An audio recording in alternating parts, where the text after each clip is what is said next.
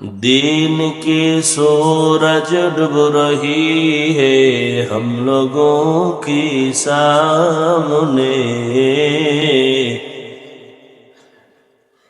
रोज़े महशर क्या जवाब है मुस्तफा की सामने।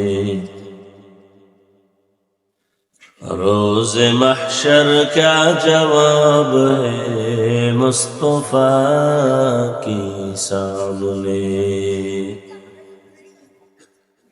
हकीकत खुल जाएगी बवक़्त इम्तिहान तेरे। हकीकत खुल जाएगी बवक़्त इम्तिहान तेरे। कि सुस्ती में या मेहनत में गुजारी जिंदगी तूने। कि सुस्ती में या मेहनत में गुजारी जिंदगी तूने। मोहम्मद ने आकर कुफर को मिटाया।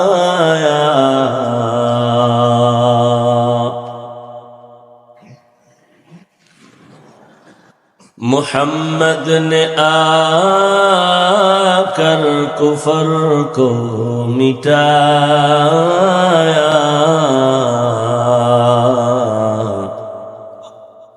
कुफर को मिटा कर सदाकत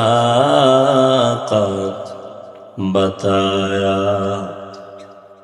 कुफर को मिटा कर सदाकत बताया। দুনিয়াতে মানুষ চাইলে অনেক কাজ করতে পারে, কিন্তু নেক কাজ করতে পারে না যদি আল্লাহ তৌফিক না দেন। তৌফিক এটা আলাদা একটা নেয়ামত। সুলাইমান নবীর বাবা দাউদ আলাইহিস সালাম, একদিকে আল্লাহ তাকে দিলেন নবুয়ত, অন্যদিকে আল্লাহ তাকে দিলেন জমিনের খেলাফত বা সিয়াসত। অর্থাৎ সে একদিকে নবী, অন্যদিকে রাষ্ট্র পরিচালনা করেন, রাজনীতি করেন, বর্তমান দুনিয়ার ভাষায় রাজনীতি। তবে বর্তমান দুনিয়ার ধান্দাবাজি আর চান্দাবাজি পচা রাজনীতি না। বর্তমান দুনিয়াতে যত পচা ধান্দাবাজি আর চান্দাবাজি চলবে সেই টিকে থাকতে পারে, ভালো মানুষ টিকা কঠিন। কারণ মানুষ অন্যায়ের উপরে চলতে চলতে ভালোটাকেও অন্যায় মনে করে, মিথ্যার উপরে চলতে চলতে সত্যটাকেও মিথ্যা মনে করে। আল্লাহ সবাইকে হেদায়াত দান করে। তো দাউদ আলাইহিস সালামকে আল্লাহ নিয়ামত দিলেন, লোহা হাতে লাগলেই মোমের মতো নরম হয়ে যায়। নবী দাউদ এই লোহা দিয়ে অস্ত্র বানান। অস্ত্রগুলো বাজারে বিক্রি করে সংসার পরিচালনা করে। অন্যদের অস্ত্রের তুলনায় দাউদ নবীর অস্ত্র খুব হালকা এবং ধারালো। ওই সময় খুব অস্ত্রের মহড়া ছিল। আল্লাহ বলেন, দাউদ শুকর আদায় করো, নিয়ামত দিলাম। দাউদ আলাইহিস সালাম বলেন, আল্লাহ আপনি তৌফিক না দিলে সম্ভব না। আল্লাহ বলেন, তৌফিক দিলাম,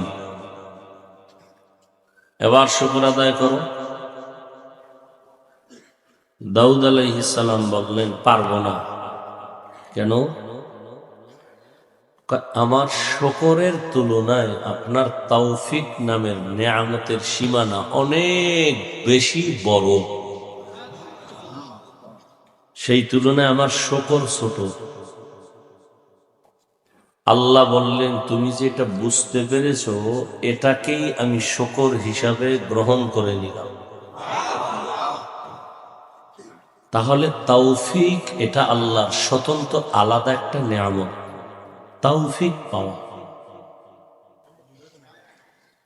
দেখেন অনেক দূর থেকে এখানে আসছে, অথচ আশেপাশের মানুষ এখানে অনেকে আসেনি। এখানে কোরআনের বয়ান চলে, অন্য জায়গায় যাত্রা গান চলে, নাচ গান চলে, তাও সেখানেও মুসলমানের অভাব নেই। আপনি বাধা দিবেন, আপনার উপরে লয়া পড়বে মুসলমানেরাই, বিধর্মীরা। আপনারা যে বলেন স্বাধীন স্বাধীন স্বাধীন, কিসের স্বাধীন? মুসলমান স্বাধীন বলবে ওই দিন যেদিন ইসলামের স্বাধীন হবে।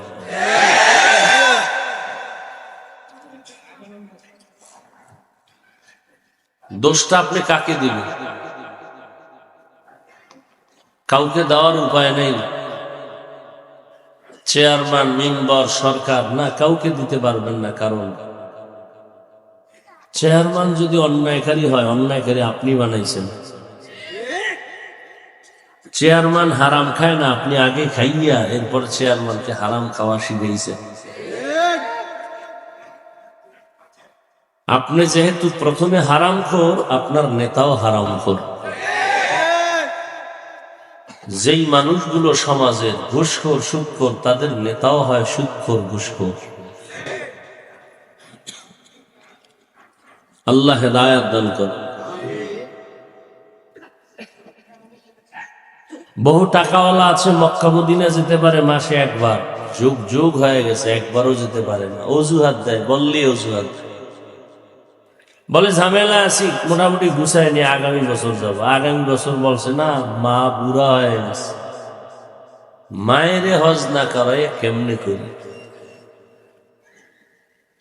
এবার নিজে যায় না, মায়েরে কোন রকম এক লাইন করে পাঠায় দিচ্ছে, এবার চলো।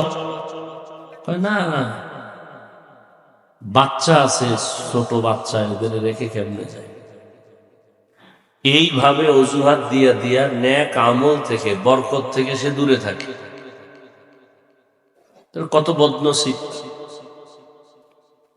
তো এখানে যে আসছেন আপনারা, এটা আল্লাহ তৌফিক না দিলে আসতে পারতেন? সম্ভব। আল্লাহ তৌফিক দিছেন, এ কারণেই আসতে পেরেছে।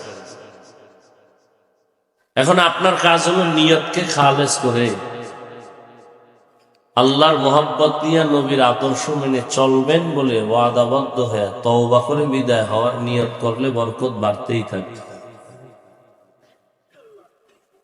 ওই নিয়ত তো নাই। নিয়ত হলো কি বয়ান করে শুনি, কেমন বয়ান করে শুনি।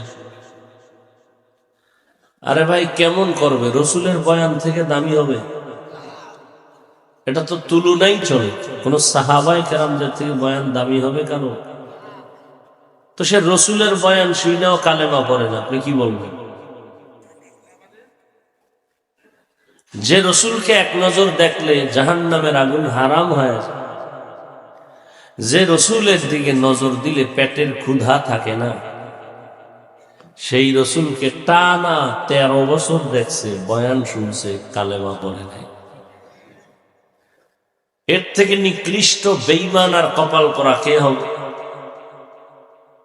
আর ভিন্ন দিকে এক 27 বছরের যুবক নবীজিকে জবাই করতে গিয়ে কালেমা পড়ে ফেলেছে। বড় কঠিন বিষয়। যে নবীর পাশে বসে দেখে, বয়ান শুনে, কালেমা পড়ে না। আর একটা যুবক নবীকে জবাই করতে গিয়া কি বলল? শুধু কালেমা পড়ছে, তার মর্যাদা কি পরিমাণ বাড়ছে। সেই ব্যক্তির নাম শুনলে এখনো মানুষের হৃদয় কাঁপে। কে সেই ব্যক্তি? ধন্য ব্যক্তি হযরত ওমর। দিনের বেলা বিচার কাজ করেন, রাতের বেলা ঘুরে ঘুরে দেখেন প্রজাদের কি হালাত। আমি একজন মেম্বার, আমার ওয়ার্ডের মানুষকে বিপদে আছে না কি হালাতে আছে, ওয়ার্ডে ঘুরে ঘুরে দেখবেন। এটাই তো দায়িত্বশীলের কাজ, এটাই তো মানবতা। কেউ খাবে কেউ খাবে না বলে স্লোগান দিয়া নিজে খেয়ে ঘুমাবে, অন্যের খবর নিবে না। এটা ধান্দাবাজি, চান্দাবাজি, এটা মানবতা না।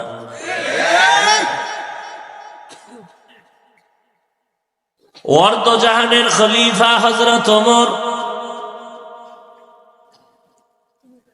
রাতের বেলা ঘুরে ঘুরে দেখেন কার কি হালাত। হঠাৎ করে তাকায় দেখেন পাহাড়ের পার্শ্বে জঙ্গলের কিনারে একটা ঝুপড়ি, ছোট ঘরে বাতি জ্বলে, বাতি। ওমর ওখানে গিয়া চুপি চুপি দাঁড়াইছে, গোপন, নিজে আত্মগোপন থেকে কথা শুনতেছে। ভেতরে কারা শুনতেছে? ঘরের ভেতরে দুই নারীর আওয়াজ, একটা মা আর একটা তার মেয়ে। মা ডেকে ডেকে বলে, আগামীকাল বাজারে দুধ, গাভীর দুধ বিক্রি করতে নিবি, পানি বেশি দিয়া নিস। মেয়ে বলে, মার বলবা না, ওমর জানলে ফাঁসি দিয়া দিবে। মা বলে, ওমর দেখবে না, মিশায় নিস। মেয়ে বলে, মা যদিও ওমর দেখবে না, তবে ওমরের আল্লাহ তো দেখবেন। ওমর কথাগুলো শুই না চুপচাপ চলে গেছে। পরের দিন আদালতে ডাকিয়া তাদের জিজ্ঞাসা করলেন, আপনাদের খানার কোনো পেরেশানি নাই, সব আপনাকে দেই। আর মাকে বলে, আপনার কাছে একটা প্রস্তাব রাখলাম, ভাবতে থাকেন। আমার রাজ্যের ভেতরে এমন এক মেয়ে আছে, আল্লাহ ভোলা। এই মেয়েটার মধ্যে আমার আল্লাহর এত ভয়, আপনি মা যদি রাজি থাকেন, এই মেয়েটাকে আমি ওমরের ছেলের জন্য বিবাহের বন্ধনে নিতে চাই। এরাও রাজনীতি করছেন। ইয়া আইয়ুহাল্লাযীনা আমানুত্তাকুল্লাহা ওয়া কুলু কাওলান সাদীদা। আল্লাহ বলেন, ও মুমিন, আল্লাহকে ভয় করো, তাকওয়া অর্জন করো, জবান কন্ট্রোল করো, হেফাজত করো। কি লাভ হবে? ইউসলিহ লাকুম আ'মালাকুম ওয়া ইয়াগফির লাকুম যুনুবাকুম। এক নাম্বার লাভ, তোমার জীবনের আমল কবুল হবে। দ্বিতীয় লাভ, তোমার জীবনের সব গুনাহ মাফ হয়ে যাবে। সুবহানাল্লাহ। যেই তালে বিড়ি টানে, মিথ্যা বলেন, গীবত করেন, গালাগালি করেন, এই জবানে সুবহানাল্লাহ আসবে, একটু সময়ের দরকার, এত তাড়াতাড়ি আসবে না। ومن يطع الله ورسوله, যে বাজারা আল্লাহ তার রসুলের ইতাআত করবেন, অনুসরণ করবেন, ফাকাদ ফাযা ফাওজান আযীমা, তাদের বিজয় হবে চূড়ান্ত বিজয়।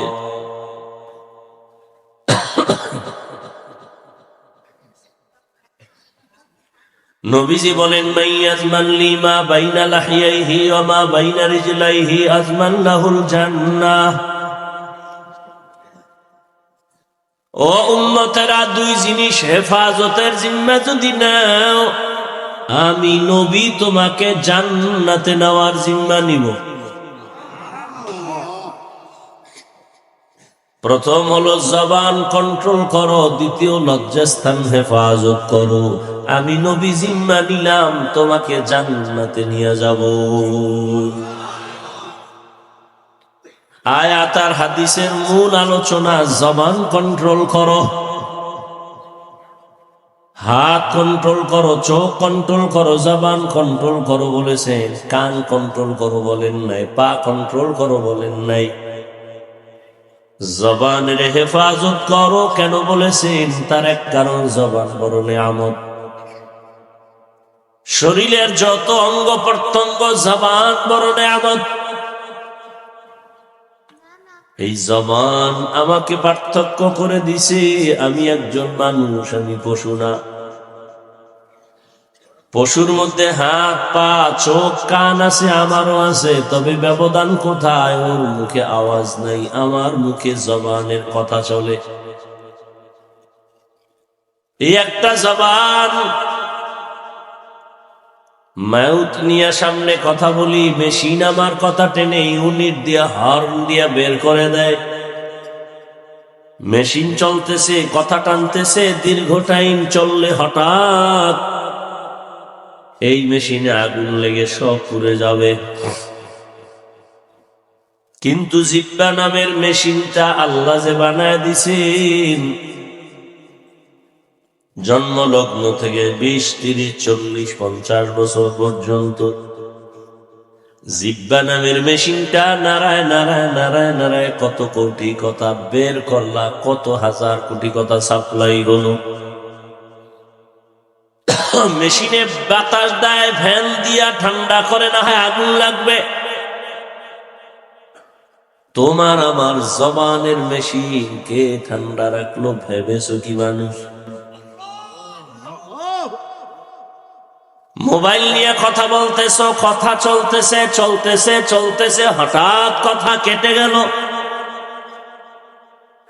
কারণ কি? নেটওয়ার্ক নাই, দেখি না, পুরাই নেটওয়ার্ক আছে। ব্যালেন্স নাই, দেখলাম না, ব্যালেন্সও আছে। তো আমার মধুর কথার মাঝে ডিস্টার্ব কেন? কথা বন্ধ হলো কেন? কেটে গেল কেন লাইন? আবার ভালো করে তাকায় দেখলাম নেটওয়ার্কের সমস্যা নাই, টাকারও নাই, সমস্যা হলো চার্জ নাই। কি নাই? মোবাইলে আবার তুমি পাওয়ার হাউসে লাইন লাগায় চার্জ দাও, ফুল চার্জ দিয়া নিয়ে কথা শুরু করো, আনলিমিটেড কথা বলো, বাধা হবে না, কাটবে না। জিহ্বা নামের মেশিনটা নাড়ায় নাড়ায় নাড়ায় নাড়ায় কত কত কোটি কোটি হাজার কোটি কথা বের করলা। একবার ওই মেশিনের চার্জ গেল না, গাল ব্যথা করে, ঠোঁট ব্যথা করে, কপাল ব্যথা করে, জবান কোনোদিন ব্যথা করে নাই কথার কারণে। এত বড় নেয়ামতেই জবান, কি শুকর আদায় করেছো রে আল্লাহর বান্দা। এক প্লেট খানা নিয়েছো খাওয়ার জন্য, খানাটার ভেতরে কোনো ঝামেলা আসেনি, তুমি হাত দিয়া তদন্ত করলা, চোখ দিয়া তুমি তাকাইলা, হঠাৎ করে তোমার হাত আর চোখ ক্যান্সার দিছে, লোকমা খাওয়া যাবে, ভেজাল নাই। তুমি একটা লোকমা উঠাইয়া যখন মুখের মধ্যে দিছো, জিহ্বা বলে সাবধান, লোকমায় ভেজাল আছে, ভিতরে নিস না। কি ভেজাল? বলে লোকমার ভেতর একটা চিকন চুল আছে, এই চুল পেটে গেলে তোর ডিস্টার্ব হবে, লোকমা ফেলে দে। আমার হাত এই দুর্বলতাটা ধরতে গিয়া হাত দুর্বল, চোখ দুর্বল, কিন্তু জিহ্বা আমাকে ধরায় দিল। তুমি একটা খানা মুখে দিছো, ভেতরে নিবা কিনা? জিহ্বায় তোমাকে অ্যান্সার দেয়, না হয় পারবা না। এত বড় এক নেয়ামত তোমার জবান, কি আদায় করেছো শুকর? এই জিহ্বা নারায় নারায় তেলাওয়াত করবা, জিকির করবা, আল্লাহ ডাকবা, মা বাবার খেদমতে কাজে লাগাইবা, কিন্তু গীবত শেখাত করে জবানটারে নাপাক করে ফেলেছে। জিহ্বা যেমন একটা মহৎ অস্ত্র, বড় এক নেয়ামত, ঠিক আবার এটা বড় এক মারাত্মক অস্ত্র। জিহ্বা বড় নেয়ামত। আমি বেঈমান নাকি আমি মুমিন? আমার হাত আমাকে পরিচয় করায় নাই আমি মুমিন, আমার চোখ আমারে পরিচয় করায় নাই আমি মুমিন, আমার কান আমারে পরিচয় দেয় নাই আমি মুমিন, আমার জবানের কথায় পরিচয় দেয় আমি মুমিন। কথা হল না কেন? আমার জবান পরিচয় দেয় আমি সাধারণ মানুষ নাকি একজন আলেম। আমার জবান পরিচয় দেয় আমি ভালো মানুষ না খারাপ মানুষ।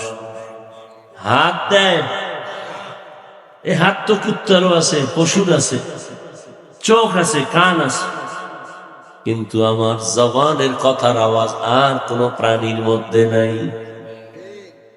এত বড় নেয়ামত। আবার বয়ও আছে, এটার এত পাওয়ার, ডানে কাটে বামে কাটে, ব্লেডের মতো চারদিকে ধার। হাদিসে পাকে রহমতের নবী বলেন, প্রতিদিন সকালবেলা হাত, চোখ, কান সব অঙ্গগুলো জিহ্বা থেকে পানা চায়। ও আল্লাহ, জিহ্বা থেকে পানা দিও, কোন ঝামেলা লাগাই দেয়, আর বেতের বাড়ি আমার হাতে আয়া লাগে। ঝামেলা লাগাইছে কে? জিহ্বায় ফিডান খায় হাতে। হাত কয় আল্লাহ একটু মাফ করো এই জিহ্বার অত্যাচার থেকে। চোখ বলে মাফ করো, কান বলে মাফ করো। জিহ্বা এক কথার প্যাঁচ লাগায় দিবে, ওই কানের উপরে থাপ্পড় পড়ে যাবে। আমি কান তো অন্যায় করি নাই, জিহ্বা এক কথা করে প্যাঁচ লাগাই দিছে, আমার কানের পর্দা ফাড়াই দিছে। প্রতিদিন সকালবেলা জিহ্বার থেকে সব অঙ্গ প্রত্যঙ্গ পানা চায়। এটা বড় ঝামেলাওয়ালা একটা অস্ত্র। কয় কেমন? এটা বিধর্মী এই জিহ্বা নারায় যদি বলে লা ইলাহা ইল্লাল্লাহ, সাথে সাথে বমি হয়ে গেল। হাতে বানাইছে, পা বানাইছে কে? জিন্দেগি মে বন্দেগি তু করনা হে,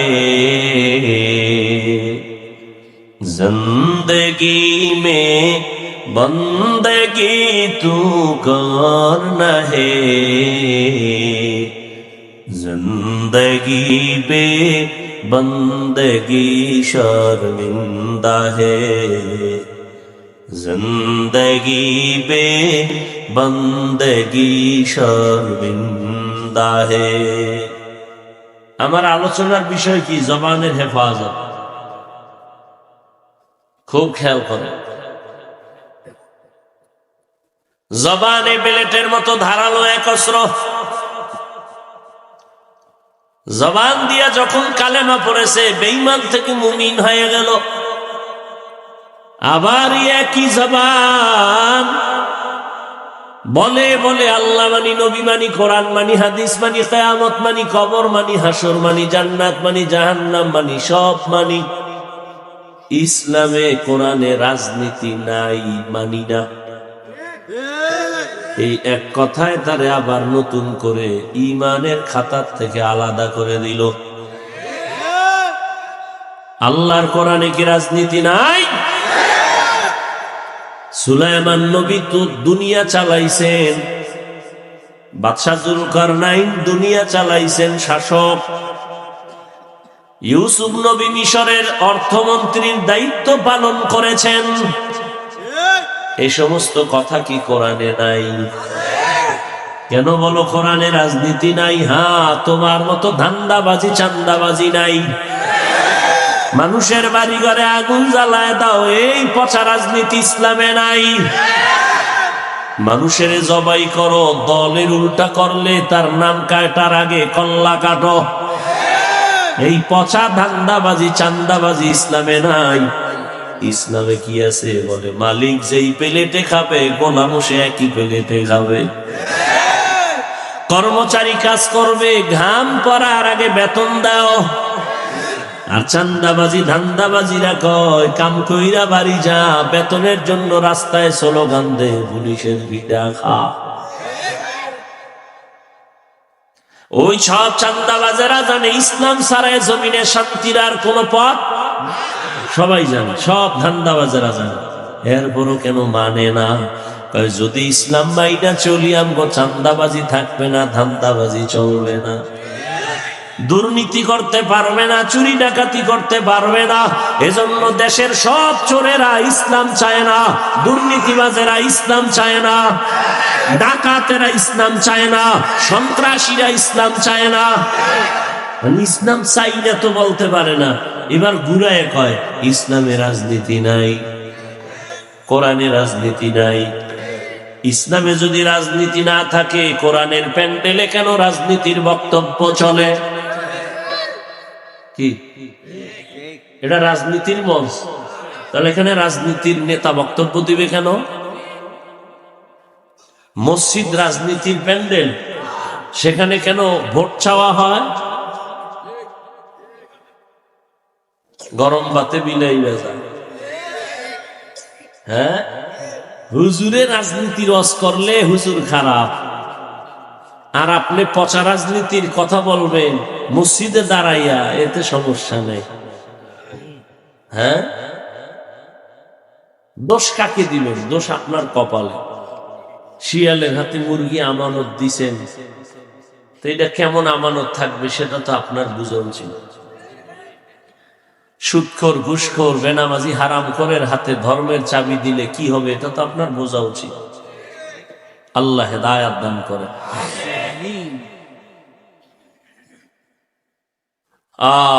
মসজিদের ইমাম সাহেব পিওর মানুষ, কোন দল করা যাবে না। কমিটির লোকেরা পচা পচা দল করবে, বাধা দেয়া যাবে না। কি ইমাম সাহেব করলেই ঝামেলা। আমি সেদিন বলেছি, এই স্লোগান আর এই বেয়াদবি কতকাল না, আর বেয়াদবি না, আর জুলুম না। কাফনের কাফন হাতে রেডি রাখো, জালেমের বিরুদ্ধে আবার আন্দোলনে নামতে হবে। মুসলমানের আন্দোলন একবার না বারবার? বলো, মুসলমানের আন্দোলন বারবার। মুসলমান জীবন একবার দেয় না, বারবার। কি মুসলমানের জীবন বারবার, একবার না। কাফনের কাফন রেডি রাখো। আমরা ক্ষমতার চেয়ার চাই না, এমপির চেয়ার চাই না, কারণ দুনিয়ার সব চেয়ারের থেকে কোরআনের চেয়ারের দাম বেশি। চেয়ারম্যানের চেয়ারের মেয়াদ শেষ, আর কোরআনওয়ালাদের চেয়ারের তো কোনো মেয়াদই নাই। আবার শেষ হবে কি? টাকা দিয়া সম্মান কিনলে একবার পায় ফুলের মালা, ফাইনালে জুতার মালা।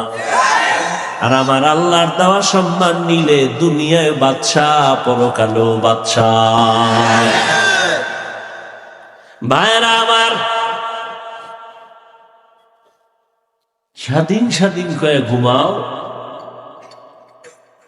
আমি তো বলি মুসলমান তো স্বাধীন বলে দিব্যি আরামে নিশ্চিন্তায় ঘুমাবে ওই দিন এদেশের আলেম ওলামারা সিনা টান করে কোরআনের কথা বলবে, কোনো বেনামাজি হারামখোরের অনুমতি লাগবে না যেই দিন। মুসলমানেরা আরামে নিশ্চিন্তায় ঘুমাবে সেই দিন এদেশের মসজিদ আর মাদ্রাসার মধ্যে কমিটিতে বেনামাজি থাকবে না যেদিন।